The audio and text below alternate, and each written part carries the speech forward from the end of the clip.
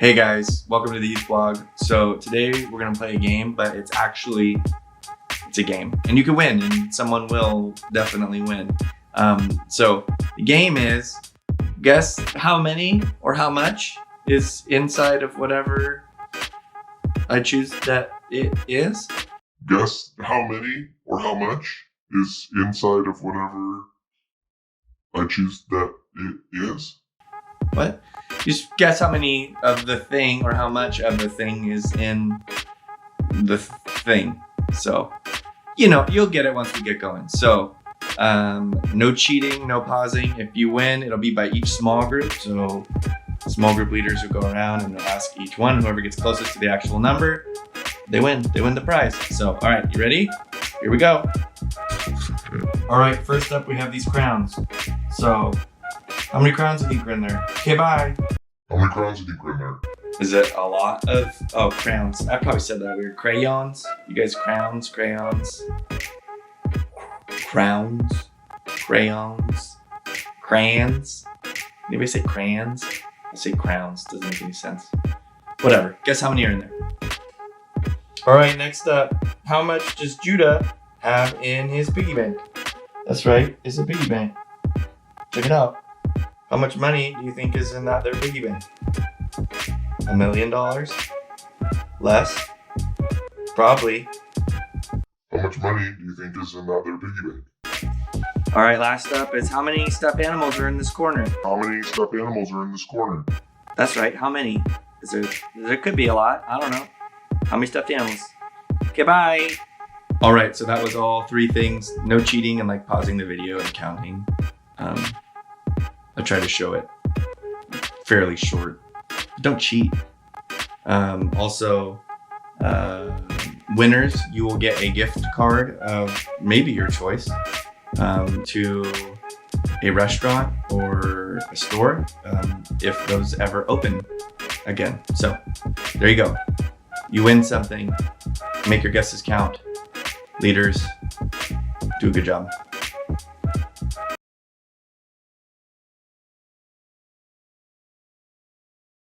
All right, so I've said this before a bunch of times, I think, but this one's going to be short. But that's on purpose because after, I think it was last week, just talking with the leaders and stuff, and myself included, I think it seems like a lot of us are wanting just to talk with one another and connect. So for this week, the emphasis I wanted more to be on meeting in the small groups and talking and just you guys catching up with each other and stuff like that. I don't know how often some of you are doing that during your regular week, but it is very important for us to be connected to each other and to be talking through this stuff.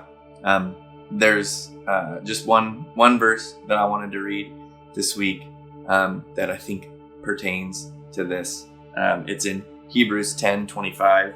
Let us not give up meeting together, as some of us are in the habit of doing, but let us encourage one another, and all the more as you see the day approaching. So how do we right now not give up meeting with each other? I mean, obviously it's not by choice, but there are still ways that we can connect and talk and engage with one another. Our Zoom meetings being one of those things. And the Bible tells us right there not to just lone wolf it. And the Bible's full of Proverbs and Psalms and stories and things that Jesus says, just basically about how important it is for us as people to be connected, to be in fellowship with one another, to be meeting together, but also just to have a community because doing something on your own is not great. It's hard, right? So some people, I think, we get mad at people or we get frustrated or we've been let down by people and we start to kind of give up on the idea of having other people around us. But as Christians, we are supposed to be connected, be in community, be lifting each other up, be encouraging each other, be lifting up one another's burdens, giving sound advice, sometimes just listening. All those things are just part of what it means to be a Christian and to be in fellowship. And people are supposed to be able to look at that and see how we interact with one another, and that is supposed to draw them towards Jesus. So I think it sort of goes without saying that in our interactions with one another, they should be loving and gracious and encouraging, and it should be a blessing, and kind of all the things that we've talked about prior to this week. So all I want you guys to talk about in your small groups is, one, what is your least favorite thing about quarantine, which I'm sure there'll be a lot. Two, what do you actually like about quarantine? And then three, how can we be praying for, encouraging you?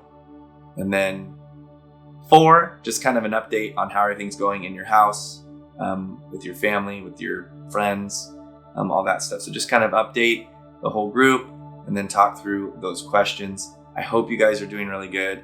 I'm excited to see you in the Zoom meetings. Make sure you don't skip over the game part where you're going to win the gift cards.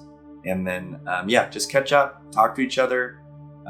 That's one of the things that I enjoy most about youth group that we haven't been able to do, is just getting together and hanging out with everybody.